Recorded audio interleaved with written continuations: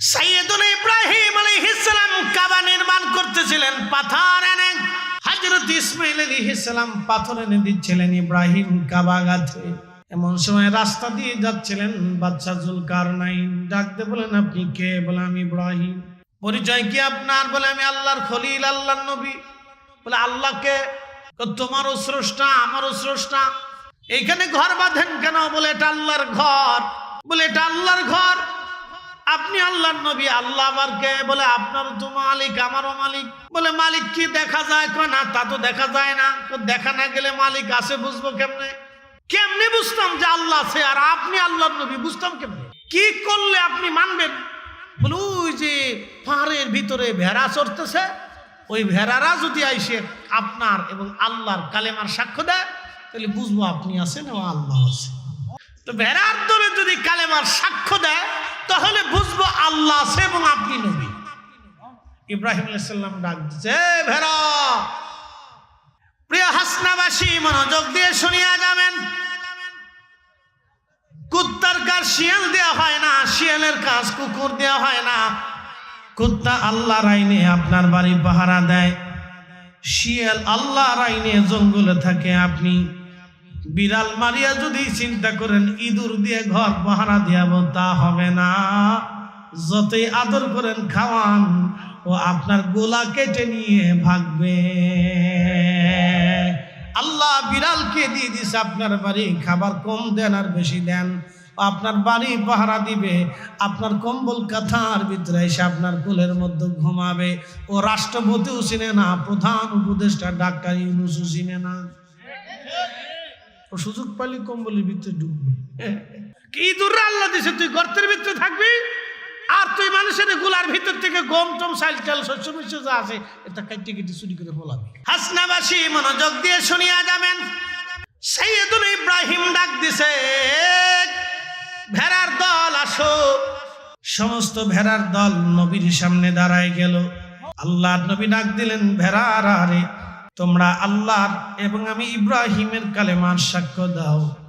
তখন ভেড়ার দল জবান খুলে যে বলতে লাগলো, লা ইলাহা ইল্লাল্লাহু ইব্রাহিম খলিলুল্লাহ।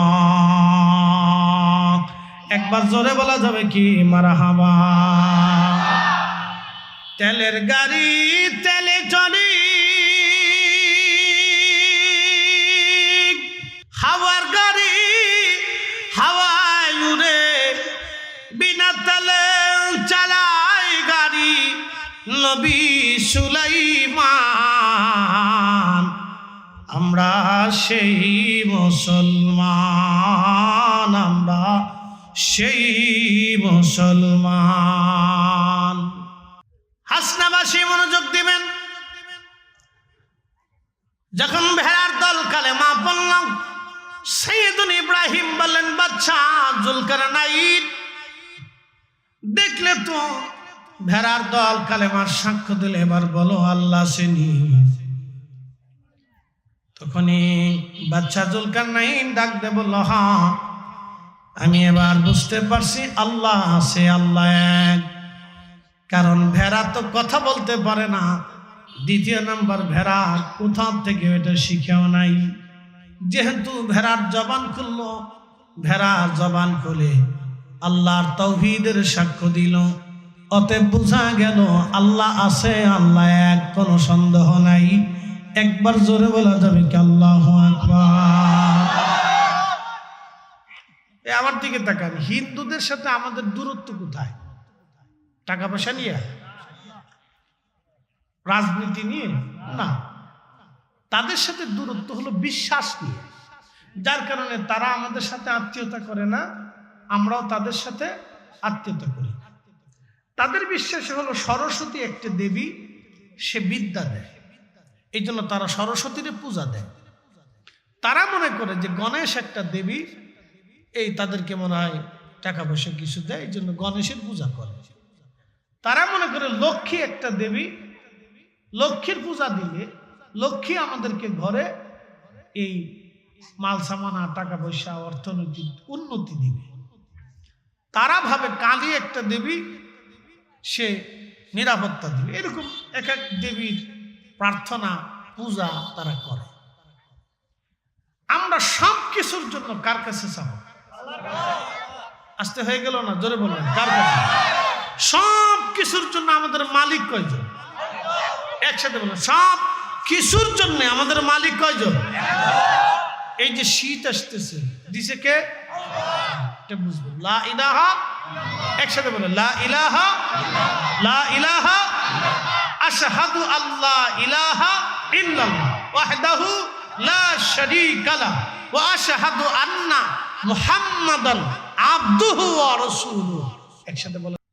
তারা মনে করে এই গরু গাভীটা তাদের ভগবান বা দেবতা, এই জন্য তারা গাভীর পূজা করে, তারা গাভীর সেজদা দেয়। এটা তাদের বিশ্বাস। আর আমাদের বিশ্বাসে আমাদের রব ওই গাভী গরু তৈরি করছে আমাদের উপকারের জন্য, এবং ওটা আমরা লালন পালন করব, হালাল পদ্ধতিতে আমরা জবাই দেব, হালাল পদ্ধতিতে আমরা খাবো। কথা ঠিক আছে না ভাই? আচ্ছা আপনারা বলেন, গরুরে যদি আপনি 7 দিন খাবার না দেন, গাভীর দুধ দেবে, তাহলে গাভী কি দেবতা হতে পারে? কারণ দেব যিনি খোদা হওয়া, তিনি সৃষ্টির কাছে মুখাপেক্ষী থাকে না, সৃষ্টি খোদার কাছে মুখাপেক্ষী থাকে। কথা ঠিক কিনা?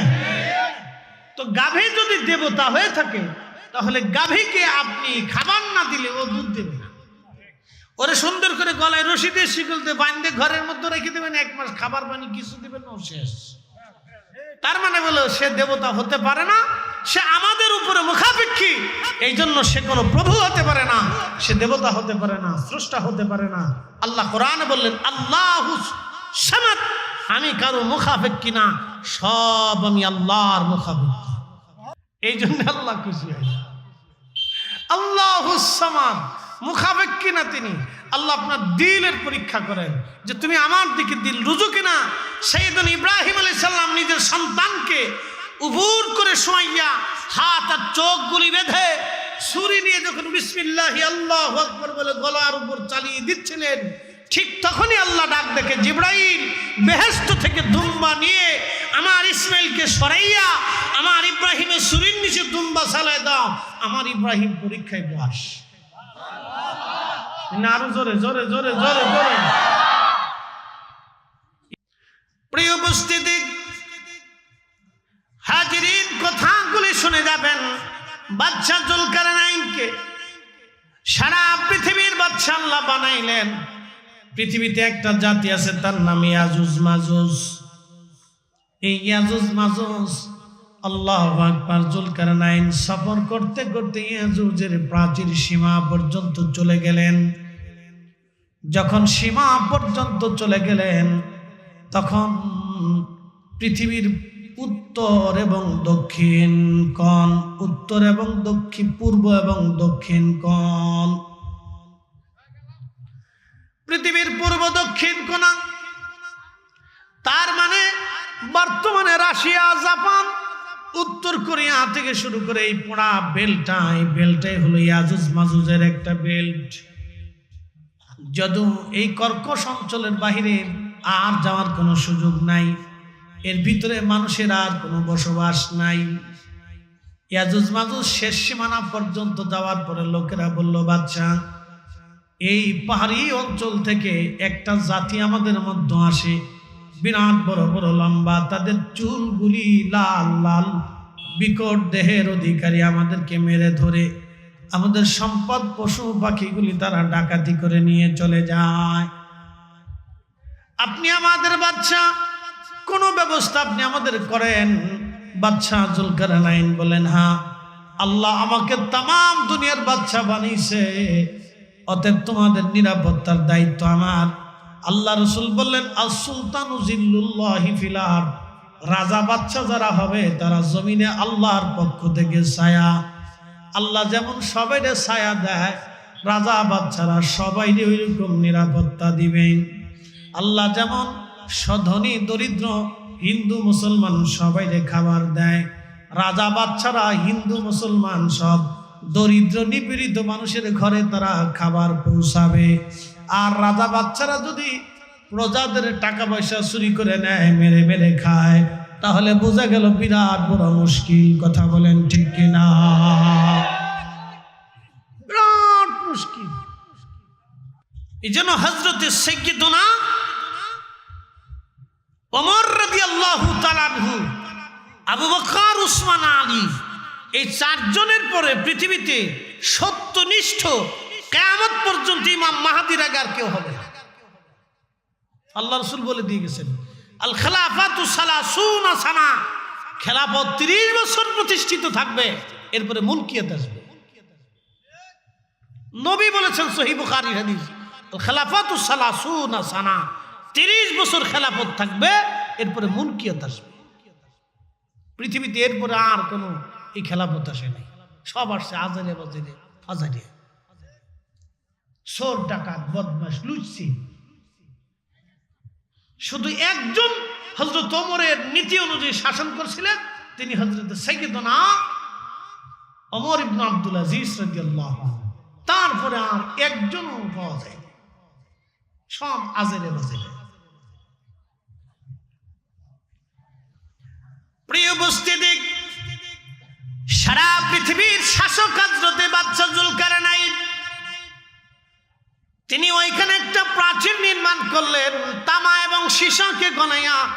পাহাড়ের মাঝখানে বিরাট বেল্ট, হয়তো 100 মাইল না হলে 1000 মাইলও হতে পারে, আমি জানি না।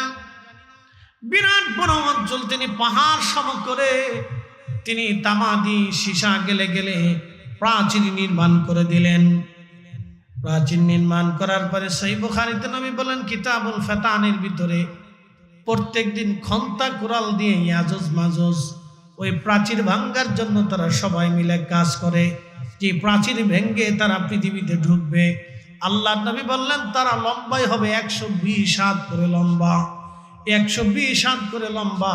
তারা যখন পৃথিবীতে আসবে তখন এত পরিমাণে তারা পৃথিবীতে আসবে যে ভূমধ্য সাগরে কোনো পানি থাকবে না, দুনিয়ার কোনো কুয়া, কোনো বিলে খালে নদীতে পানি থাকবে না, দুনিয়ার কোনো সাগরেও পানি থাকবে না। একসাথে বলবেন আল্লাহু আকবার। বুঝতে পারছেন কি পরিমাণে আসবে? যে পৃথিবীর কোনো নদী, কোনো সাগরে পানি অবশিষ্ট থাকবে না, সব খেয়ে সবার করে এত পরিমাণে আসবে। পৃথিবীর মানুষকে মেরে মেরে সাফ করে দিবে, কিছু ইমানদার পৃথিবীতে বেঁচে থাকবে। তখন ঈসা আলাইহিস সালাম পৃথিবীতে দৃশ্যমান, সমস্ত লোকেরা যায় ঈসা আলাইহিস সালাম হেরেমে থাকবেন, বলবে হুজুর আপনি দোয়া করে দেন, এদের অত্যাচারে পৃথিবী নিশ্চিহ্ন হয়ে যাচ্ছে, তাদের সাথে যুদ্ধ করার সক্ষমতা মানব জাতির নাই। তখন দোয়া করবেন, ইয়া রাব্বি আপনি এদের থেকে আমাদেরকে বাঁচান। তখন আল্লাহ ইয়াজুজ মাজুজের গাড়ির উপরে, এই যে এখানে দেখবেন একটা হাড় আছে, এই হাড়ের উপরে আল্লাহ ঘা সৃষ্টি করবে, এখান থেকে পোকা হবে, ক্যান্সার হবে। এক রাতের ভিতরে সব ইয়াজুজ মাজুজ মইরিয়ে সামার হয়ে যাবে। একসাথে বলবেন আল্লাহু আকবার। বলেন তো রাসূল যাহা বলছে তাহা হবে কিনা? একসাথে বলেন নবী যাহা বলছে হবে কিনা? রাসূল বলেছেন কিয়ামতের আগে ওয়াদাউল আমানা, আমানত নষ্ট হয়ে যাবে, আমানত থাকবে না, আমানত থাকবে না, আমানত থাকবে না, আমানত মরে যাবে, আমানত শেষ। এই জন্য আজকে দেখবেন নিজের পিতাও ছেলেকে বিশ্বাস করতে পারে না, কথা একবারে চিরসত্য। হযরতে সুলাইমান আলাইহিস সালামের রাজ দরবারে বসে আছেন নবী সুলাইমান। বসে থাকার সময় সুলাইমান আলাইহিস সালাম লক্ষ্য করলেন আজরাইল আলাইহিস সালাম আসছে। এক তরুণ যুবকের দিকে তাকায়া আজরাইল আলাইহিস সালাম তীক্ষ্ণ নজরে তাকানো আছে। যুবকটা ভয় ভয় পাচ্ছে। খুদারি ফেরেশতা মালাকুল মউত আজরাইল আলাইহিস সালাতু ওয়াস সালাম তীক্ষ্ণ নজরে কিছু সময় তাকানোর পরে চলে গেলেন। যুবক ডাকতে বলে, নবী গো সুলাইমান, আপনি এই মুহূর্তে বাতাসকে দিয়ে আমাকে হিন্দে পাঠিয়ে দেন। বলে, যুবক তুমি হিন্দে যে কি করো? বলে, না হুজুর, এই সময় আপনি আমাকে হিন্দে পাঠান, আমাকে এই সময় হিন্দে যেতেই হবে। আল্লাহ নবী সুলাইমান বাতাসকে হুকুম দিলেন, বাতাস দ্রুত গতিতে তুমি তাকে হিন্দে পাঠাও। বাতাস যখন তাকে হিন্দে নিয়ে নামাইল, কিছু সময় পর আজরাইল সুলাইমান আলাইহিস সালামের রাজ দরবারে উপস্থিত হলেন, সালাম দিয়ে দাঁড়িয়ে গেলেন। সুলাইমান জিজ্ঞেস করলেন, আজরাইল বিষয়টা বুঝলাম না, আপনি একটা যুবকের দিকে তীক্ষ্ণ নজরে তাকানো কেন ছিলেন? বলে, হুজুর কিছু সময় পরে আমি জানি তার মৃত্যু হবে হিন্দে, কিন্তু সে তখনও বসে আছে ফিলিস্তিনে। একসাথে বলবেন আল্লাহু আকবার। ফিলিস্তিন কোন জায়গা? একসাথে বলুন, কোন জায়গা? ইসরায়েল নামক কোন দেশ পৃথিবীর কোন মানচিত্রে কোনোদিনও ছিল না। এটা আমেরিকানরা বানাইছে, ব্রিটিশরা তৈরি করছে। পৃথিবীতে ইসরায়েল বলে কোন শব্দ পৃথিবীর কোন মানচিত্রে ছিল না, এটা ব্রিটিশরা তৈরি করছে। ওই জমিন ফিলিস্তিন, ফিলিস্তিন আদিকাল থেকে ফিলিস্তিন, আজকে থেকে না, আদিকাল থেকে ফিলিস্তিন। ওর সিএস আরএস বিএস এসএস যা আছে একবারে হাজার পুরুষ, শত পুরুষ না, হাজার পুরুষ ফিলিস্তিন অংশ দখল করে নাম দিছে ইসরায়েল। কত বড় জুলুম! এই পশ্চিমা আমেরিকা ব্রিটিশ যে দেশের উপর নজর দেয়, ও দেশের মানুষের কপালে কি নসিবে থাকে আল্লাহ জানে। খুব মারাত্মক। সে দেশে হয় গৃহযুদ্ধবাদ হবে, আর নয় সে দেশের কঠিন কোনো পরিস্থিতি করার জন্য তারা নীল নকশা তৈরি করে। তো বহু বছর আগে ফিলিস্তিনের ভাগ্যের উপরে ইসরায়েল বসাই দিয়ে আজকে ফিলিস্তিনিদের রক্ত প্রতিনিয়ত ঝরাচ্ছে। সিরিয়ার মধ্যে গৃহযুদ্ধ বাধাই দিয়ে সুন্দর দেশটাকে শেষ করে দিচ্ছে। লিবিয়ার মুয়াম্মার গাদ্দাফিরে শেষ করে দিয়ে সারা লিবিয়াটাকে আজকে মৃত্যুপুরী বানাইছে। পৃথিবীর এই অঞ্চলে তারা হাত দিছে, ওই অঞ্চল জনপদটাকে তারা জাহান্নাম বানাইছে। এটা তাদের ডিভাইডেড ভূ রাজনৈতিক পলিটিক্স। আল্লাহ তাদের ফিতনা থেকে আমাদেরকে হেফাজত করুক, সকলে বলে না। এটা পৃথিবীর সবচেয়ে নিকৃষ্ট ইসলামের দুশমন। এই ব্রিটিশরা পৃথিবীতে নিকৃষ্ট মুসলমানদের দুশমন। এরকম ভয়াবহ দুশমনী কেউ করে নাই। ক্রুসেডাররা সরাসরি যুদ্ধ করত, আর এরা ভিতরে ভিতরে যুদ্ধ করে।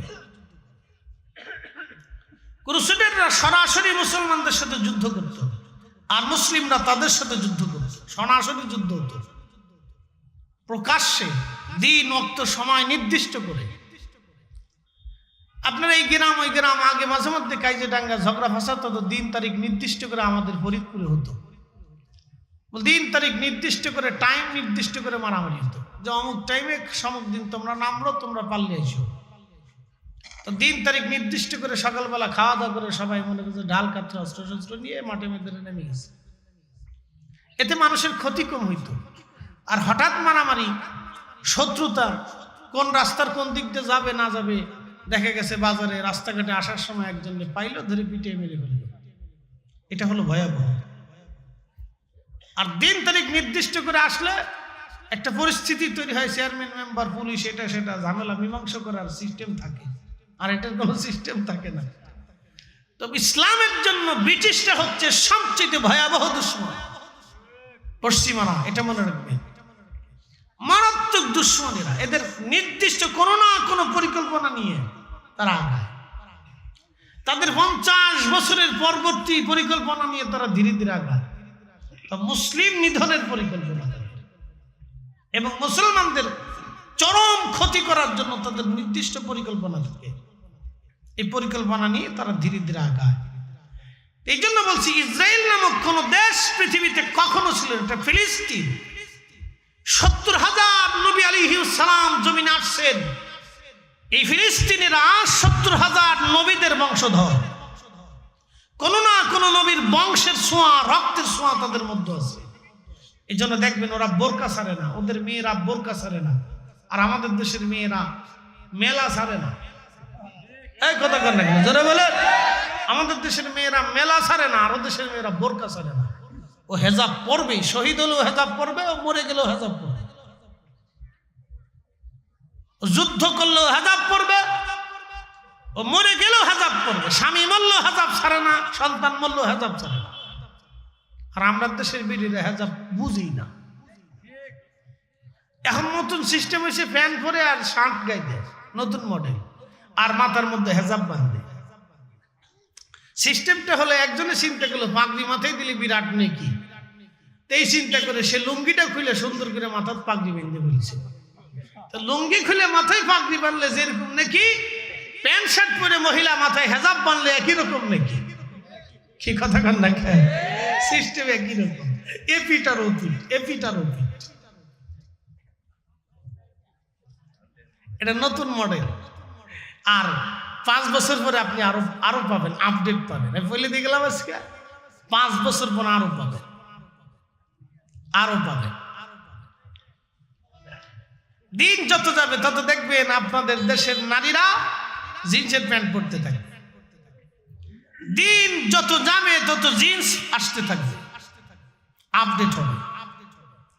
আমাদের ওয়াজের জায়গা থাকবে, সোনার জায়গায় সোনার নারীরা শুনবে, কিন্তু কাজের জায়গায় কাজ তারা জিন্সের প্যান্ট পরে। বলে দিয়ে গেলাম 10 বছর পরেই বুঝবে। পরিস্থিতি খুব ভয়াবহ। কিয়ামতের আলামত চলতেছে, আলামতের সুগরা শেষ পর্যায়ে কুবরার কাছাকাছি, বেশি দিন নেই। আল্লাহ নবী বলছেন এই কঠিন ফিতনার সময় যদি তুমি আমি রাসূলের একটা সুন্নাহকে দাঁত দিয়ে কামড় দিয়ে চেপে ধরে রাখতে পারো, তাহলে আল্লাহ তোমাকে 100 শহীদের সওয়াব লিখে দেবে। আর একটু জোরে বলবেন আল্লাহু আকবার। সারা জীবন মনে রাখবেন। হযরত সুলাইমান ডেকে বলেন আজরাইল, কারণ কি? বলে হুজুর, আল্লাহর সিদ্ধান্তের মধ্যে লেখা ছিল এই যুবকটা মারা যাবে হিন্দে, কিন্তু বসে আছে তখনও ফিলিস্তিনে।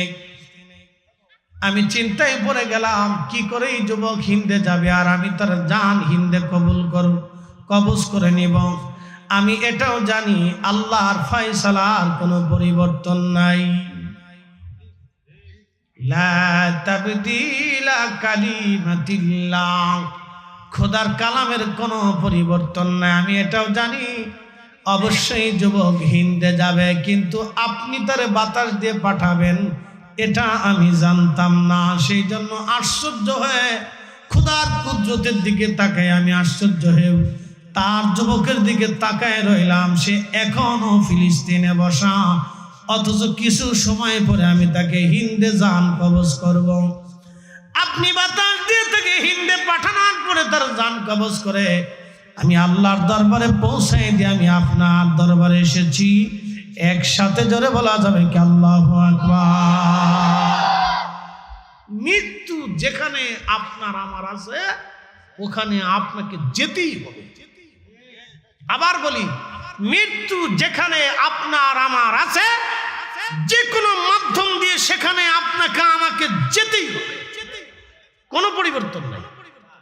সেখানে যেতেই হবে, যে কোনো মাধ্যম দিয়ে আল্লাহ আপনাকে সেখানে নিবেই, এবং ওই টাইম মতো আপনার আমার মৃত্যু হবেই, ঠেকানোর কোনো রাস্তা নেই। ওমা তাদরি নাফসুন বিআইয়ি আরদিন তামুত, মানুষ জানে না কখন, কোন জায়গা, কোন হালতে, কোন অবস্থায় সে মৃত্যুবরণ করবে। চিরসত্য, চিরসত্য। আপনার এই মাথা থেকে পা পর্যন্ত 3500 রোগ আছে। একটা রোগ আপনার শরীরে বাসা বেঁধে থাকবেই। আবার বলি, আপনি যত এক্সারসাইজ করেন, যত পুষ্টিজনিত খাবারই খান, যত নিয়মতান্ত্রিক আপনি চলেন, আপনার বডিতে যে কোনো একটা রোগ বাসা সবসময় বেঁধে থাকবে। ওই রোগ আপনাকে ধীরে ধীরে ধীরে ধীরে দুর্বল করবেই। আপনার চোখের পাওয়ার কমবে, রক্তের পাওয়ার কমবে, শারীরিক ক্ষমতার পাওয়ার কমবে, আপনার শরীরের যে কোনো কন্ডিশন ধীরে ধীরে দুর্বল হতে থাকবে। চুল আস্তে আস্তে দুর্বল হয়ে সাদা হতে থাকবে, আপনার চামড়া ধীরে ধীরে ধীরে ধীরে দুর্বল হতে থাকবে। 20 বছর আগে আমার চামড়ার, 20 বছর পরে আমার চামড়ার ভিতরে রাত দিন তফাৎ। যত দিন যাবে তত দুর্বল হতে থাকবে, যত ভালো খাবার খাবে। ফয়সালা কি আমাদের না আল্লাহ? একসাথে বলেন, আমাদের না আল্লাহ? আল্লাহ। হুজুর যখন হাটহাজারিতে পড়তেন তখন ওনার চামড়া আর এখনকার চামড়া একরকম না। আরো যত দিন যাবে তত আরো দুর্বল হতে থাকবে, হীনু ক্ষীণ সবাই একই অবস্থা। একদিন ঠিকানা হয়ে যাবে মাটির নিচে। এ শোনেন, হাসনা এলাকার বাসী গোরস্থান কবরস্থানে উদ্যোগে আজকের এই মাহফিল। যেই গোরস্থানে মানুষ যারা ঘুমিয়ে গেছে ওই মাটির নিচে আগামীকাল আমাদের ঘর হবে। একবারে চিরসত্য। 100 বছর বয়সী গ্রামে কেউ আছে? হাসনা এলাকায় 100 বছর কেউ আছে? 100 বছর বয়সী, এর অর্থ কি বলেন তো? 100 বছর আগে যারা এই জমিনের উপরে ছিল, 100 বছর পরে এসে তারা সব মাটির নিচে। ঠিক 100 বছর পরে আমরা এখানে যারা আছি সব মাটির নিচে। একসাথে বলবেন আল্লাহু আকবার। ফয়সালা কার? একবারে চিরসত্য। কিন্তু 100 বছর পরে মাহফিল হবে, 100 বছর পরে আজান হবে, 100 বছর পরে মসজিদ থাকবে, 100 বছর পরে কোরআনও থাকবে, 100 বছর পরে কালেমাও থাকবে, 100 বছর পরে সেজদাও হবে, 100 বছর পরে শ্রোতাও হবে, 100 বছর পরে বক্তাও আসবে, কিন্তু আমরা কেউ নেই। যদি এই কথা কেউ বুঝে তাহলে দুনিয়া নিয়ে পানাপাড়ি, মারামারি, কারাকারি, লাতালাতি, গিলিগিলি, ঘুষাঘুষি, সুদের কারবার, ঘুষের কারবার, আকাম্যা আকাম্যা অকাম্যা, আজারে বাজারে কিচ্ছু করবে না। কথা ঠিক কিনা? কিন্তু বুঝে কখন জানেন?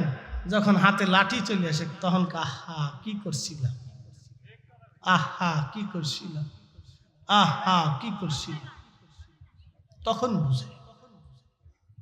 এই বুঝতেই যদি যৌবনে বুঝে তাহলে সে শ্রেষ্ঠ মানুষ। নবী বলেছেন তার ঠিকানা হয়ে যাবে আরশে মুআল্লার নিচে, আল্লাহ থেকে হাসরের ময়দানে জায়গা বরাদ্দ করে দিবে। একসাথে বলবেন আল্লাহু আকবার। যদি 75 বছর বয়সে, 60 বছর বয়সে যখন হাতে লাঠি আসে তখন যেটা বুঝে, যদি 20 বছর বয়সে এটা বুঝতো তাহলে তার ঠিকানা হবে আরশে মুআল্লার নিচে।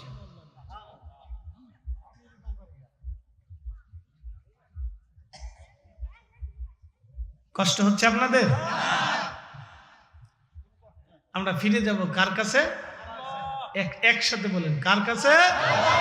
আল্লাহর কাছে। পৃথিবী বিখ্যাত বাদশা জুলকারনাইন সারা পৃথিবীর বাদশা ছিল।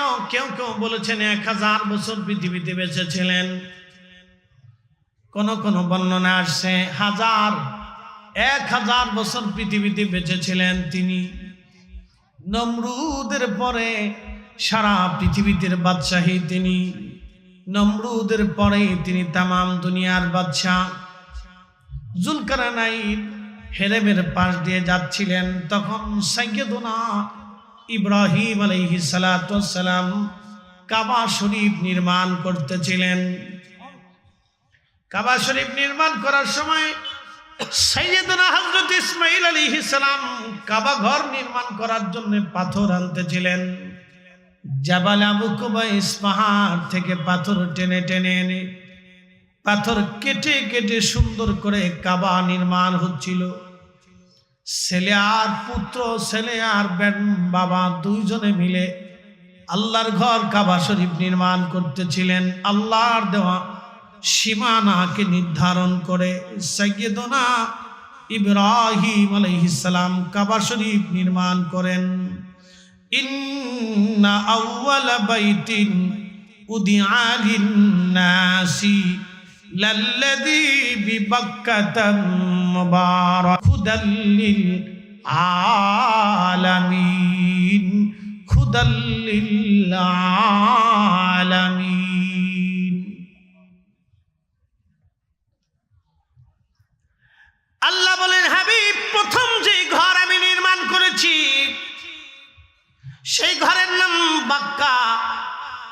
লিল্লাযী বাক্কাতাম মুবারাকান হুদাল লিল আলামিন। তামাম পৃথিবীবাসীকে হেদায়েতের জন্য এই বাক্কা তৈরি করেছি, এটাকে কেন্দ্র করে তামাম পৃথিবীর মানুষকে হেদায়েত করব।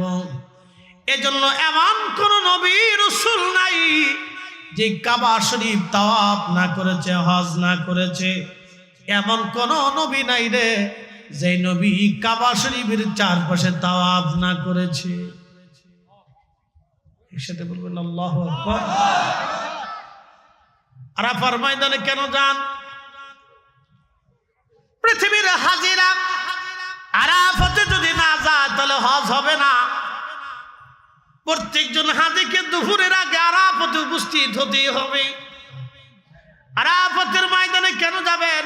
আদম শফিউল্লাহ এবং মা হাওয়া আলাইহিমুস সালাম দুইজন আরাফাতের ময়দানে একত্রিত হয়েছিলেন। আল্লাহ আদমের স্মৃতি সংরক্ষণ করার জন্য আরাফাতে হাজিদেরকে উপস্থিত হওয়াকে আমার আল্লাহ বাধ্যতা করে দিলেন। আরাফাতে জাবালে নূর পাহাড়ের পাদদেশে একটা মস্ত বড় একটা পাথর এখনো পড়ে আছে। ওই পাথরের উপরে সাইয়েদুনা ইব্রাহিম বসে, সাইয়েদুনা আদম বসে বসে চোখের পানি ফেলে ফেলে কাঁদতেছিলেন। আল্লাহ আমার জান্নাত থেকে ফলাইলা, বিবি থেকে জুদা করলাম, 350 বছর ধরে কান্দি। আল্লাহ এরপরও তুমি আমার বিবি এখনো ফেরত দাও নাই। মসজিদে নামারা সারা বছরে একবার হজের সময় যে মসজিদে জোহর আর আসর একসাথে নামাজ হয়, আসর আর জোহর এক আজানে নামাজ হবে, ওখানে খুতবা হবে। জুমায় আপনার হজের খুতবা ওখান থেকে দেওয়া হয়। 2 লক্ষ মুসল্লি এক জামাতে ওইখানে নামাজ আদায় করে। বছরে একবার ওই মসজিদ খোলা হয়। ওই মসজিদ যেখানে, ওইখানে আম্মা জান হাওয়া আলাইহিস সালাম তিনি ওইখানে, আম্মা জান হাওয়া ওখান থেকে আসতেছিলেন জাবালে রহমতের দিকে। আমাদের বাবা আদম আলাইহিস সালাম আমাদের আম্মা জানকে দেখার পরে মসজিদে নেমারা যেখানে, ওইখানেই আম্মা জানকে দেখা গিয়েছিল। আর জাবালে রহমতে আমাদের আব্বা জানকে দেখা গিয়েছিল।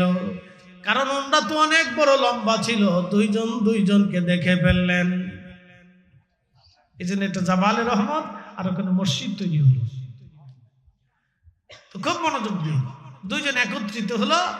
এই হজে অবশ্যই হাজিরা উপস্থিত হতে হবে, অবশ্যই হাজিরা উপস্থিত হবে, হতেই হবে। তো এখান থেকে আদম আলাইহিস সালাম আমাদের আম্মাজানকে নিয়ে হাঁটা শুরু করলেন। হাঁটতে হাঁটতে হাঁটতে হাঁটতে জমারাত, হাঁটতে হাঁটতে হাঁটতে মুজদালিফাতে আসলেন। তো মুজদালিফাতে আসার পরে রাত হয়ে গেছে। রাত হওয়ার পরে আম্মাজানকে আদম আলাইহিস সালাম বললেন, হাওয়ারে রাত হয়ে গেছে, আসো আমরা মুজদালিফাতে বিশ্রাম করি। তো দুইজন মুজদালিফাতে বিশ্রাম করছিলেন। এই জন্য হাজিরা আরাফাত থেকে মুজদালিফাতে তাকে আসতেই হবে এবং রাত্রে বিশ্রাম করতেই হবে। 1 ঘন্টার জন্য হলেও তাকে ওখানে বিশ্রাম করতে হবে। একসাথে বলবেন আল্লাহু আকবার। এই সে কত বছর আগে স্মৃতি আল্লাহ সংরক্ষণ করে রাখছে। এই উম্মতের ভিতরে ওখানে বসতেই হবে, বিশ্রাম করতেই হবে। ফজরের নামাজ পড়ে ওখান থেকে হাঁটা শুরু করতে হবে। হাঁটতে হাঁটতে হাঁটতে হাঁটতে মিনা হয়ে জমারাতে যে শয়তানকে পাথর মারতে হবে। এরপরে আপনি হেরেম আসবেন, ফরজ তাওয়াফ করবেন, সাই করে এরপরে আপনাকে হালাল হতে হবে। তো মনোযোগ দেন, এটা হজ। এই জন্য বুড়াকালে হজে যাওয়ার চাইতে জুয়ান কালে যাবে। বুড়াকালে হজে গেলে খালি গাড়ি তালাশ করে, কোন জায়গায় গাড়ি আছে। হজের মজা বুঝে না। হজের মজা হলো হাইটে হজ করা, তাহলে বুঝবে এটা হজের মজা। হুইলচেয়ারে চড়ে আর একজনের ধাক্কা লইয়া গাড়িতে চড়ে আরামে বসে হজ, এটা হজ কি হজ? এটা পিকনিকের মতো মনে হয়। আমাদের দেশে তো হাজির কোনো হাজির শেষ নাই। সুইদে হাজি, ঘুষে হাজি, আকামে হাজি, বহুত হাজি আছে। এই কথা কর না কেন? বহুত সুইদে হাজি আছে, ঘুষে হাজি। ঘুষে হাজি বুঝছেন? সারা বছর ঘুষ খাওয়া হাজি আর কি, এটার নাম দিচ্ছি ঘুষে হাজি। আর আছে সুদে হাজির। এই রে বাপরে বাপ, সুদের টুইন টাওয়ারে কোলর টাওয়ারে যায় থাকে। বাপরে বাপ কি মজা।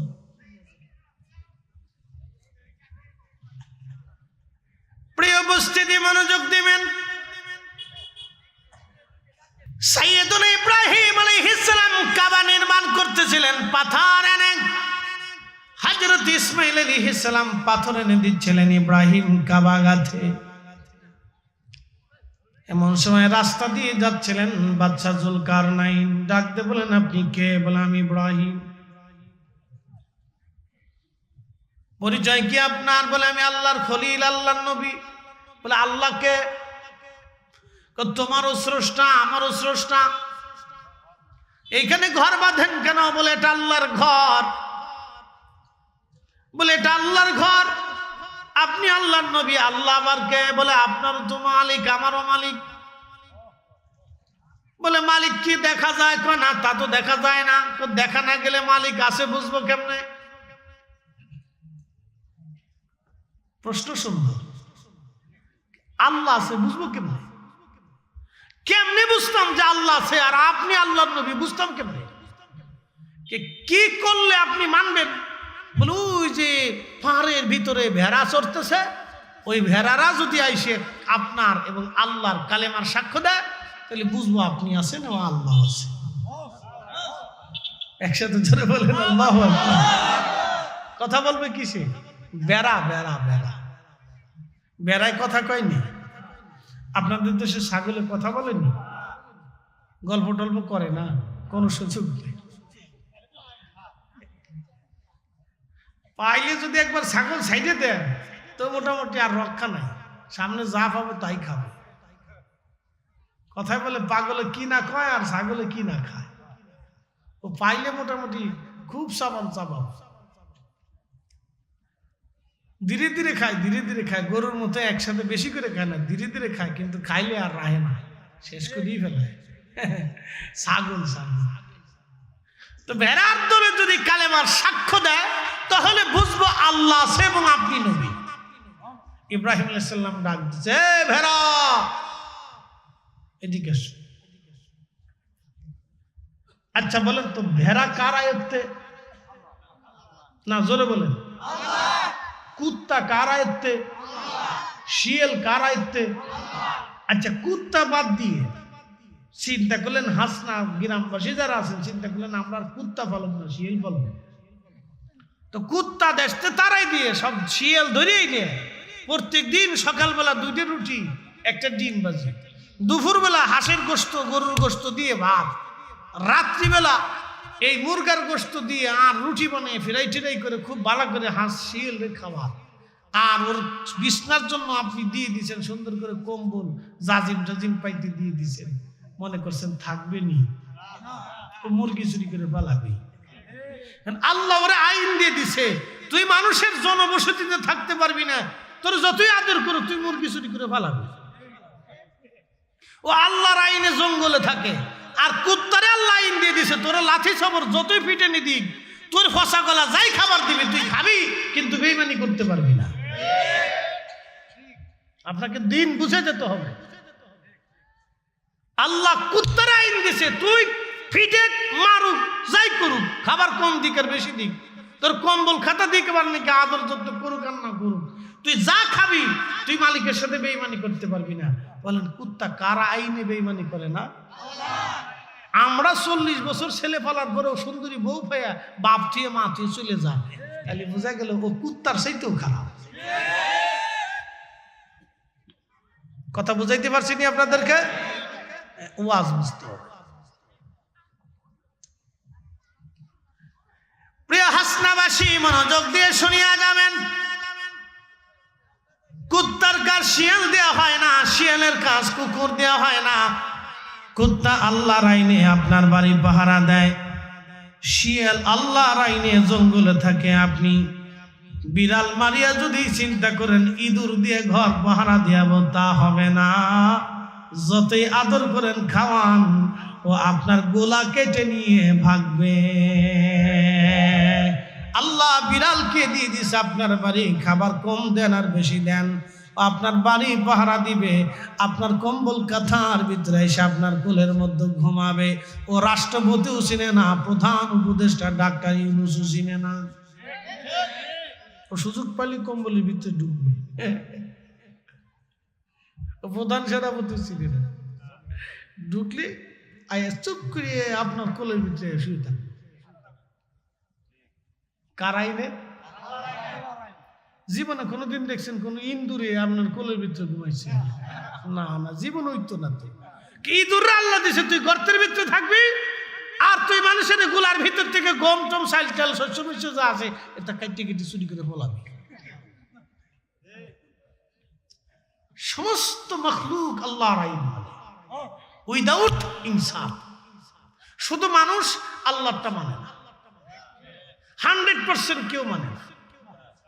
কি কথা কর না কেন? মানে নেই? না না, মানে না, 100% কেউ মানে না। যারা মানে সে শাহজালাল হয়ে ঘুমাই গেছে, যে মানছে সে খাজা মাইনুদ্দিন চিশতি আজমিরি হয়ে ঘুমাই গেছে, যে মানছে সে মুজাদ্দিদ আল ফেসানি সেরি হিন্দি হয়ে ঘুমাই গেছে। কি কথা কর না কেন? আর যে মানে নাই সে ফেরাউন হামান কামান এগুলি হয়ে কবরে চলে গেছে। বুঝে যাবে, মানলেই কাজে দেবে, না মানলে কাজে দেবে না।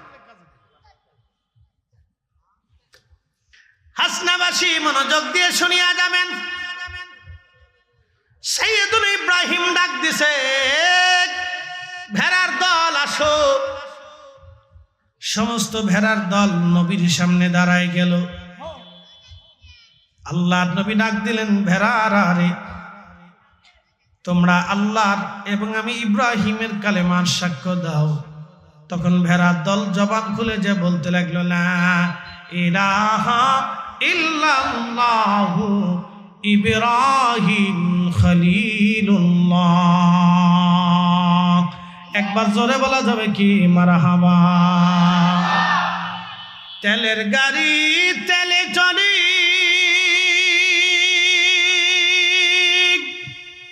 হাওয়ার গাড়ি হাওয়ায় উড়ে, বিনা তেলে চালায় গাড়ি নবী সুলাইমান। আমরা সেই মুসলমান, আমরা সেই মুসলমান। মহিলারা ওয়াজ শুনতেছে, আসে না? আমি ভাবছি যে মহিলারা মরে গেল না, কেউ আছে, মহিলারাই বেশি। মহিলাদের একটা সুবিধা হলো কি, এদের বিড়ি টিড়ি টানার চিন্তা নাই। এরা চুপচাপ যাইয়ে ফান দুইটা লইয়া বাস ভিতরে যে বসে থাকে।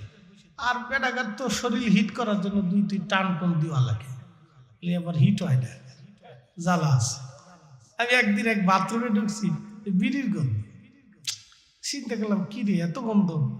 তো কেয়ারটেকারে 10 টাকা দিয়ে বললাম, বেটা খালি টেকাই লইলি পরিষ্কার করতে পারছ না, খালি বিড়ির গন্ধ। হুজুর আপনার আগে যেটা ঢুকছে হাতায় বই বিড়ি টানছে। আমার বিড়ি টানার জায়গা তো কত জায়গা আছে, গাছের নিচে টানতে পারে, রাস্তার কিনার টানতে পারে, তো ওই জায়গায় কে? হুজুর ভিতরে না টানলে ক্লিয়ার হয় না।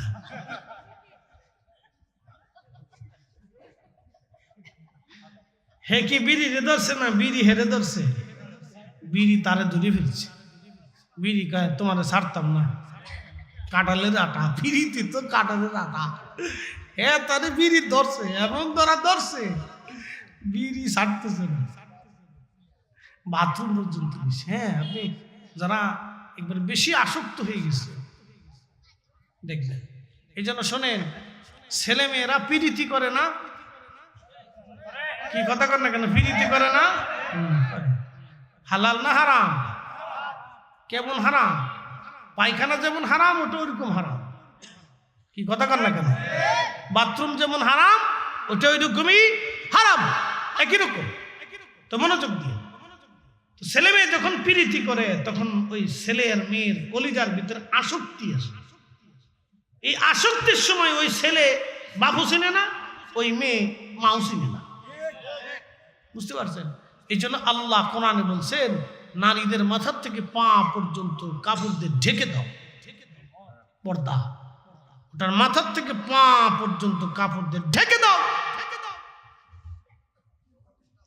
একবার ঢেকে দাও এটাকে। হাসনাবাসী মনোযোগ দিবেন। যখন ভেড়ার দল কালেমা পড়ল, সাইয়েদুন ইব্রাহিম বললেন, বাচ্চা জুলকারনাইন, দেখলে তো ভেড়ার দল কালেমার সাক্ষ্য দিলে, এবার বলো আল্লাহ সেনি। তখনই বাচ্চা জুলকারনাইন ডাক দে বলল, হ্যাঁ আমি এবার বুঝতে পারছি আল্লাহ আছে, আল্লাহ এক। কারণ ভেড়া তো কথা বলতে পারে না, দ্বিতীয় নাম্বার ভেড়া কোথাও থেকে এটা শিখেও নাই। যেহেতু ভেড়ার জবান খুললো, ভেড়ার জবান খুলে আল্লাহর তাওহীদের সাক্ষ্য দিল, অতএব বোঝা গেল আল্লাহ আছে, আল্লাহ এক, কোনো সন্দেহ নাই। একবার জোরে বলা যাবে কি আল্লাহু আকবার। আমার দিকে তাকান, হিন্দুদের সাথে আমাদের দূরত্ব কোথায়? টাকা পয়সা নিয়ে, রাজনীতি নিয়ে না, তাদের সাথে দূরত্ব হলো বিশ্বাস নিয়ে। যার কারণে তারা আমাদের সাথে আত্মীয়তা করে না, আমরাও তাদের সাথে আত্মীয়তা করি। তাদের বিশ্বাস হলো সরস্বতী একটা দেবী, সে বিদ্যা দেয়, এই জন্য তারা সরস্বতীর পূজা দেয়। তারা মনে করে যে গণেশ একটা দেবী, এই তাদেরকে মনে হয় টাকা পয়সা কিছু দেয়, এই জন্য গণেশের পূজা করে। তারা মনে করে লক্ষ্মী একটা দেবী, লক্ষ্মীর পূজা দিলে লক্ষ্মী আমাদেরকে ঘরে এই মাল সামানা, টাকা পয়সা, অর্থনৈতিক উন্নতি দিবে। তারা ভাবে কালী একটা দেবী, সে নিরাপত্তা দিবে। এরকম এক এক দেবীর প্রার্থনা পূজা তারা করে। আমরা সব কিছুর জন্য কার কাছে চাব? আসতে হয়ে গেল না? জোরে বলুন, কার কাছে? সব কিছুর জন্য আমাদের মালিক কয়জন? একসাথে বলুন, সব কিছুর জন্য আমাদের মালিক কয়জন? এই যে শীত আসতেছে, দিছে কে? এটা বুঝবো। লা ইলাহা, একসাথে বলুন, লা ইলাহা, লা ইলাহা, আশহাদু আল্লা ইলাহা ইল্লাল্লাহ ওয়াহদাহু লা শারীকা লাহু ওয়া আশহাদু আন্না মুহাম্মাদান আবদুহু ওয়া রাসূলুহু। একসাথে বলা যাবে না? মারহাবা। তো তাদের সাথে আমাদের বিশ্বাসের দূরত্ব, আদার্স কোনো দূরত্ব নেই। তারাও যে লাল শাক খায়, আমরা ওই লাল শাকই খাই। শুধু তারা শুয়োরের গোশত খায় আর গরুর গোশত খায় না। গরুকে তারা দেবী মনে করে, এই জন্য গরুর পূজা করে। তারা মনে করে এই গরু গাভীটা তাদের ভগবান বা দেবতা, এই জন্য তারা গাভীর পূজা করে, তারা গাভীর সেজদা দেয়। এটা তাদের বিশ্বাস। আর আমাদের বিশ্বাসে আমাদের রব ওই গাভী গরু তৈরি করছে আমাদের উপকারের জন্য, এবং ওটা আমরা লালন পালন করব, হালাল পদ্ধতিতে আমরা জবাই দেব এবং হালাল পদ্ধতিতে আমরা খাবো। কথা ঠিক আছে না ভাই? আচ্ছা আপনারা বলেন, গরুরে যদি আপনি 7 দিন খাবার না দেন, গাভীর দুধ দেবে, তাহলে গাভী কি দেবতা হতে পারে? কারণ দেব যিনি খোদা হয়, তিনি সৃষ্টির কাছে মুখাপেক্ষী থাকে না, সৃষ্টি খোদার কাছে মুখাপেক্ষী থাকে। কথা ঠিক কিনা? তো গাভী যদি দেবতা হয়ে থাকে, তাহলে গাভীকে আপনি খাবার না দিলে ও দুধ দেবে না। ওরে সুন্দর করে গলায় রশি দিয়ে শিকল দিয়ে বাঁধে ঘরের মধ্যে রেখে দেবেন, 1 মাস খাবার পানি কিছু দিবেন, ও শেষ। তার মানে বলো সে দেবতা হতে পারে না, সে আমাদের উপরে মুখাপেক্ষী, এই জন্য সে কোনো প্রভু হতে পারে না, সে দেবতা হতে পারে না, স্রষ্টা হতে পারে না। আল্লাহ কোরআনে বললেন, আল্লাহু সামাদ, আমি কারো মুখাপেক্ষী না, সব আমি আল্লাহর মুখাপেক্ষী। আমরা কার মুখাপেক্ষী? আল্লাহর মুখাপেক্ষী। আল্লাহ আমাদের মুখাপেক্ষী। মাদ্রাসায় টাকা দিলে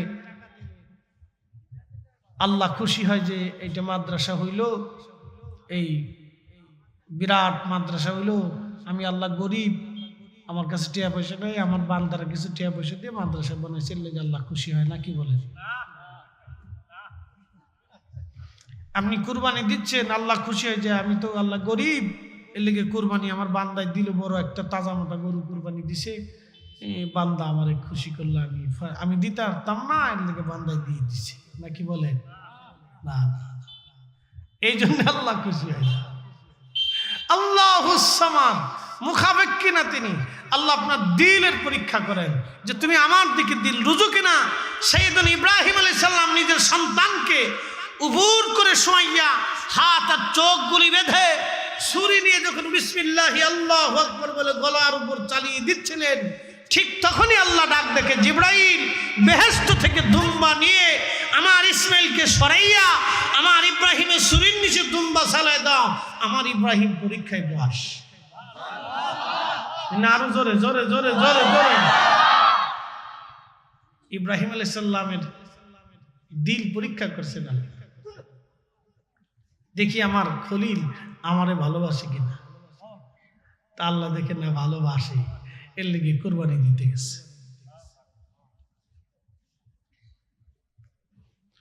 প্রিয় উপস্থিতি, হাজিরিন, কথাগুলি শুনে যাবেন। বাদশা জুলকারনাইনকে সারা পৃথিবীর বাদশা আল্লাহ বানাইলেন। পৃথিবীতে একটা জাতি আছে, তার নাম ইয়াজুজ মাজুজ। এই ইয়াজুজ মাজুজ, আল্লাহু আকবার, জুলকারনাইন সফর করতে করতে ইয়াজুজের প্রাচীর সীমা পর্যন্ত চলে গেলেন। যখন সীমা পর্যন্ত চলে গেলেন, তখন পৃথিবীর উত্তর এবং দক্ষিণ কোণ, উত্তর এবং দক্ষিণ, পূর্ব এবং দক্ষিণ কোণ, পৃথিবীর পূর্ব দক্ষিণ কোণা, তার মানে বর্তমানে রাশিয়া, জাপান, উত্তর কোরিয়া থেকে শুরু করে এই পোড়া বেলটা, এই বেলটাই হলো ইয়াজুজ মাজুজের একটা বেল্ট। যদু এই কর্কশ অঞ্চলের বাহিরে আর যাওয়ার কোনো সুযোগ নাই, এর ভিতরে মানুষের আর কোনো বসবাস নাই। ইয়াজুজ মাজুজ শেষ সীমানা পর্যন্ত যাওয়ার পরে লোকেরা বলল, বাদশা, এই পাহাড়ি অঞ্চল থেকে একটা জাতি আমাদের মধ্যে আসে, বিরাট বড় বড় লম্বা, তাদের চুলগুলি লাল লাল, বিকট দেহের অধিকারী, আমাদেরকে মেরে ধরে আমাদের সম্পদ পশু পাখিগুলি তারা ডাকাতি করে নিয়ে চলে যায়। আপনি আমাদের বাদশা, কোনো ব্যবস্থা আপনি আমাদের করেন।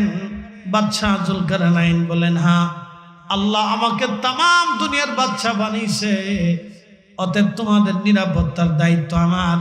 আল্লাহ রসুল বললেন, আস-সুলতানু জিল্লুল্লাহি ফিল আরদ, রাজা বাদশা যারা হবে তারা জমিনে আল্লাহর পক্ষ থেকে ছায়া। আল্লাহ যেমন সবাইরে ছায়া দেয়, রাজা বাদশারা সবাইরে ওইরকম নিরাপত্তা দিবেন। আল্লাহ যেমন ধনী দরিদ্র হিন্দু মুসলমান সবাইরে খাবার দেয়, রাজা বাদশারা হিন্দু মুসলমান সব দরিদ্র নিপীড়িত মানুষের ঘরে তারা খাবার পৌঁছাবে। আর রাজা বাদশারা যদি প্রজাদের টাকা পয়সা চুরি করে নেয়, মেরে মেরে খায়, তাহলে বোঝা গেল বিরাট বড় মুশকিল। কথা বলেন ঠিক কিনা? বিরাট মুশকিল, বিরাট মুশকিল। একজন গেলে আর একজন খাওয়ার লাগে আ করে বইতে, কেমনি খাই, কেটাই যে বালা আমি নিজেও কইতে, আমি নিজে বালা কিনা তাও তো কইতে পারতেছি না। সরকারি সম্পদ এমন মারাত্মক জিনিস, এটা সামনে আসার পরে লোক কেউ সামলাইতে পারে না, কঠিন। এই জন্য হযরতে সাইয়্যিদুনা ওমর রাদিয়াল্লাহু তাআলা আনহু, আবু বকর, উসমান, আলী, এই চারজনের পরে পৃথিবীতে সত্যনিষ্ঠ কিয়ামত পর্যন্ত ইমাম মাহদির আগে আর কেউ হবে না। আল্লাহ রাসূল বলে দিয়ে গেছেন, আল খেলাফাতু সালাসুনা সানা, খেলাফত 30 বছর প্রতিষ্ঠিত থাকবে, এরপরে মুলকিয়াত আসবে। নবী বলেছেন সহিহ বুখারীর হাদিস, আল খেলাফাতু সালাসুনা সানা, 30 বছর খেলাফত থাকবে, এরপরে মুলকিয়াত আসবে। পৃথিবীতে এরপরে আর কোনো এই খেলাফত আসে নাই, সব আসছে আজারে বাজারে ফাজারে, চোর ডাকাত বদমাশ লুচ্ছি। শুধু একজন হযরত ওমরের নীতি অনুযায়ী শাসন করছিলেন, তিনি হযরত সাইয়্যিদুনা ওমর ইবনে আব্দুল আজিজ রাদিয়াল্লাহু আনহু। তারপরে আর একজনও পাওয়া যায়, সব আজারে বাজারে। প্রিয় উপস্থিতি, সারা পৃথিবীর শাসক হযরতে বাদশা জুলকারনাইন তিনি ওইখানে একটা প্রাচীর নির্মাণ করলেন তামা এবং সীসাকে গনাইয়া। পাহাড়ের মাঝখানে বিরাট বেল্ট, হয়তো 100 মাইল না হলে 1000 মাইলও হতে পারে, আমি জানি না। বিরাট বড় অঞ্চল তিনি পাহাড় সম করে তিনি তামা দিয়ে সীসা গেলে গেলে প্রাচীর নির্মাণ করে দিলেন।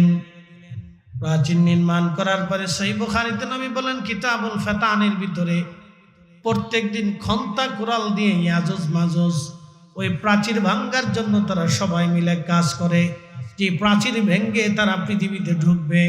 আল্লাহর নবী বললেন তারা লম্বাই হবে 120 হাত করে লম্বা, 120 হাত করে লম্বা।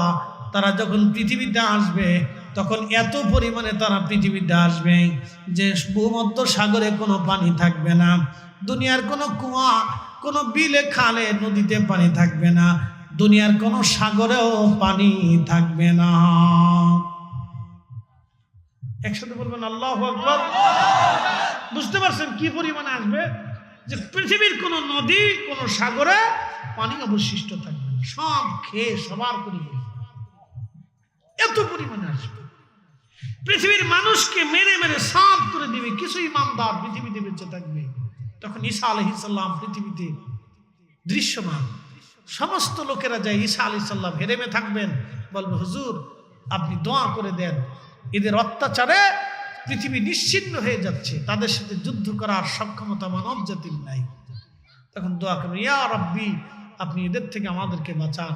তখন আল্লাহ ইয়াজুজ মাজুজের গাড়ির উপরে, এই যে এখানে দেখবেন একটা হাড় আছে, এই হাড়ের উপরে আল্লাহ ঘা সৃষ্টি করবে, এখান থেকে পোকা হবে, ক্যান্সার হবে। এক রাতের ভিতরে সব ইয়াজুজ মাজুজ মইরিয়ে সামার হয়ে যাবে। একসাথে বলবেন আল্লাহু আকবার।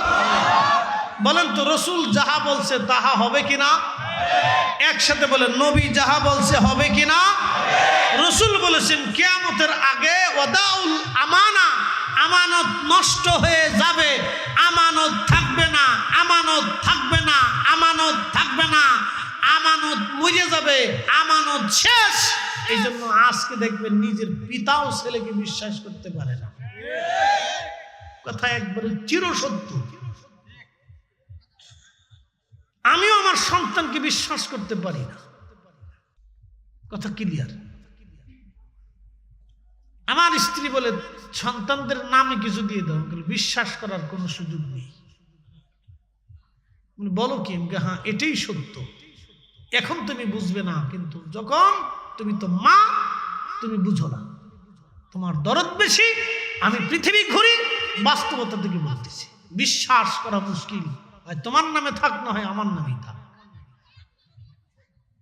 ক্লিয়ার? পৃথিবীর বাবাও এখন সন্তানকে বিশ্বাস করতে পারে না, স্বামী স্ত্রীকে বিশ্বাস করে না, আমানত নষ্ট হয়ে গেছে। বলে হুজুর এটা কেমন? টাকা হাওলাত দিয়ে দেখেন, তাহলে বুঝবেন যে আমানত কোন জায়গা আছে। দেখবেন আমানত কবরে চলে গেছে। দোকানে বাকি দিয়ে দেখবেন, তাহলে বুঝবেন আমানত কোন জায়গা আছে, বলে আমানত কবরে চলে গেছে। কি কথা খারাপ করেছি ভাই? বলি রসুলের কথা কি একটা মিথ্যা হবে? মিথ্যা হবে? নবী বলেছেন মিথ্যা হবে না, আমানত নষ্ট হবে। আমার উম্মত নামাজকে হত্যা করবে। বলে হুজুর এত মুসল্লি নামাজ পড়ে, নামাজ কেমনে মরে যায়? হ্যাঁ নামাজও পড়বে, সুদও খাবে, নামাজও পড়বে, ঘুষও খাবে, নামাজও পড়বে, অন্য জমি মেরে দিবে। আমার দেশের বহু ভাই আছে নিজের বোনের জমি বুঝায় দেয় না, অথচ টুপি মাথায় দিয়ে নামাজের প্রথম কাতারে দাঁড়ায় সেজদা দেয়। শয়তান হাসে আর কয় চাচা তুমি শেষ। কথা ক্লিয়ার না ভেজাল আছে? আমি একবারে ক্লিয়ার কথা বলি, পছন্দ হলে হবে, না হলে না, কিছু করার নাই বাবা।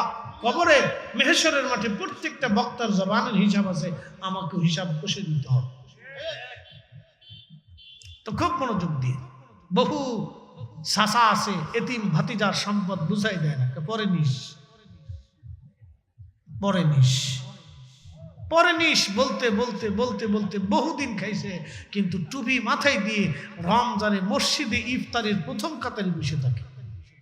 বিরাট বুজুর্গ। তার অর্থ হচ্ছে উম্মত নামাজ মেরে ফেলে দিয়েছে, নামাজ পড়ে ঠিক, কিন্তু এখনো হকের উপরে আসতে পারে নাই। নামাজ মেরে ফেলে দিয়েছে, আমানত মেরে ফেলে দিয়েছে। রাসূল যা বলেছেন এটাই হবে, নবী যা বলেছেন এটাই হবে, রাসূল যাহা বলে দিয়ে গেছেন তাহাই হবে। আল্লাহর নবী বললেন আমার উম্মতের ভিতরে প্রকাশ্যে জেনা হবে, প্রকাশ্য জেনা হবে। বিশ্বাস যদি না করেন, ঢাকা শহরের পাকিস্তানের কোন এক শিল্পী আসলো, নাম টাম জানি না, জীবনে তার কোনোদিন গান টান শুনছিও না আমি, শুনলাম লক্ষ লক্ষ নারী পুরুষ ঢাকা স্টেডিয়াম মাঠে। এটা আর বাকিটা আমি বললাম না। কুত্তা যেমন কাতি মাসে মানব জমিন চিনে না, ঝোর জঙ্গল বুঝে না, ও জনপদ বুঝে না, ঠিক ঢাকা স্টেডিয়ামে সেম একই কোয়ালিটি হলো।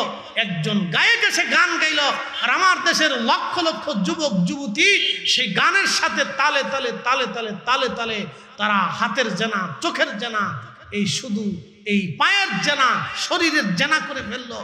লক্ষ লক্ষ যুবক জেনায় নিজের শরীরকে বাঁচিয়ে দিল।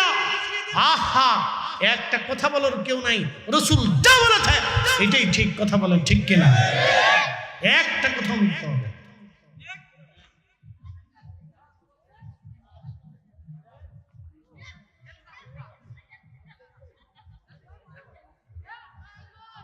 কষ্ট হতেছে আপনাদের? কথা ক্লিয়ার, ভেজাল বুঝেল নেই। প্রিয় ভাই আমার, এই ইয়াজুজ মাজুজের প্রাচীর নির্মাণ করেছিলেন বাদশা জুলকারনাইন রাহিমাহুল্লাহ। তিনি ইন্তেকালের সময় উজিরকে ডেকে বলেন, উজির, আমার মরণের পরে কাফন যখন পড়াইবা, খাটে করে কবরে নিবা, আমার ডান হাতখানা তুমি বের করে রাখবা। আর একটা ওসিয়ত করে গেলাম, উজির, আমার ইন্তেকালের পরে সোনা দানা জহরতগুলি আমার কাফন বহনকারী যারা নিয়ে যাবে কবর পর্যন্ত তাদের মাটির পায়ের উপরে সব বিছাই দিবা। ওই সোনা দানার উপরে যেন হেঁটে হেঁটে তারা আমার কবরে নিয়ে যায়। উজির বললেন, পৃথিবীর বাদশা, আল্লাহ আপনাকে তামাম পৃথিবীর বাদশাহী বানাইলেন, কিন্তু মরণের সময় দুইটা ওসিয়ত কেন করলেন বুঝলাম না। বাদশা জুলকারনাইন ডাক দিয়ে বললেন, উজির, আমার মরণের সময় খালি হাতটা এই জন্য বের করে রাখবা, সারা পৃথিবীর বাদশা জুলকারনাইন আজ কবরে চলে যাচ্ছে শূন্য হাতে। বাদশাহ ক্যা ফকির হো, सबको एक ही ठिकाना, बादशाह क्या फकीर हो, सबको एक ही ठिकाना। उजीर, পৃথিবীর বাদশা ছিলাম আমি, সারা পৃথিবীর দামি দামি সোনা গহনা জহরতগুলি, মণিমুক্তাগুলি, হীরার টুকরাগুলি আমার রাজ দরবারে আজ। উজির রে, আমি কিছুই নিয়ে যেতে পারবো না, আমার কাফন বহনকারী ব্যক্তিদের পায়ের নিচে বিছাই দিবা। দুনিয়ার মানুষ দেখুক জুলকারনাইন কিছুই নিতে পারে নাই। জুলকারনাইন যেহেতু কিছুই নিতে পারলো না, বাকি পৃথিবীর মানুষ কবরে কিছুই নিতে পারবে না। জিন্দেগি তো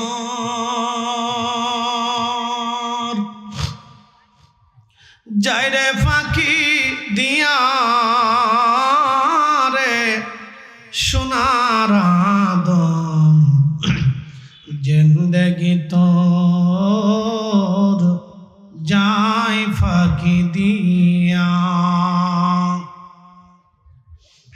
ও আদম রে, পাক ধরিয়া গেছে দাড়ি, দন্তবাসে গোটা চারি, সমন জারি গিয়াছে করিয়ারে সোনার আদম, জিন্দগি তোর যায় ফাঁকি দিয়া আল্লাহুম্মা সাল্লি আলা মাওলানা মুহাম্মদ আলি সাইয়্যিদিনা।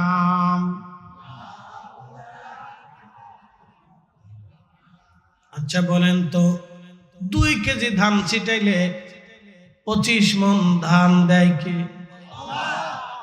এই যে আপনাদের পাশে বিল আছে না নাই, এই বিলের মধ্যে প্রত্যেক বছরে হাজার হাজার টন মন মাছ হয়। বলেন তো আপনারা তো কোনো 1 কেজি ধানও খাবারও চাইলো মাছের কোনো দিন দেন নাই।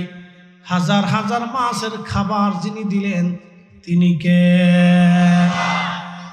বিলের ভিতরে শত শত কোয়ালিটির মাছ, এক এক পানির ভিতরে হাজার কোয়ালিটির মাছ। এই প্রত্যেক মাছের লজ্জত ভিন্ন ভিন্ন, স্বাদও ভিন্ন ভিন্ন।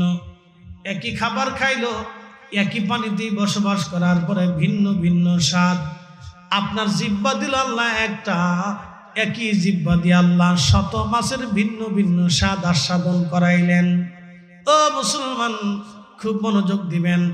একটা মাছের ডিম থেকে হাজার হাজার মাছ দেয় কে? আল্লাহ। বন্ধুরা মনোযোগ দিবেন, একটা আম গাছ থেকে 25 বছর 20 বছর আম দেয় আল্লাহ। একটা লিচু গাছ থেকে আপনার 20টা বছর লিচু দেয় আমার আল্লাহ। একটা গাভী থেকে 10 কেজি দুধ আমার আল্লাহ দিয়ে দেয়। একটা ফল গাছে, আনার গাছে হাজার হাজার আনার আল্লাহ দেয়। একটা কমলা লেবু গাছে শত শত হাজার হাজার কমলা লেবু আল্লাহ নিজে দেয়।